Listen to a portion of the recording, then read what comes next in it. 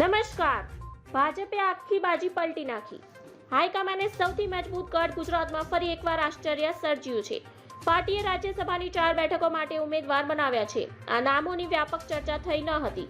પાર્ટીએ રાષ્ટ્રીય અધ્યક્ષ જેપી નડ્ડા, હીરા ઉદ્યોગપતિ ગોવિંદ ધોળકિયા, ડોક્ટર જશવંતસિંહ પરમાર અને મયંક નાયકને નામાંકિત કર્યા છે. એવી અટકળો હતી કે રાજ્યસભાની આ બેઠકો માટે સેલિબ્રિટી અને આદિવાસી ચહેરાની સાથે એક મહિલાને મોકલવામાં આવશે.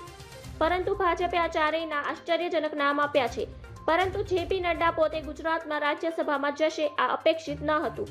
પેરાશૂટ ઉમેદવાર તરીકે નડ્ડા નામાંકિત થયા છે. આવી સ્થિતિમાં ભાજપે ઉચ્ચ જાતિના પાટીદાર સમાજના પરંપરાગત કોડ વોટની સાથે ઓબીસી સમુદાયને પણ ખુશ રાખવાનો પ્રયાસ કર્યો છે.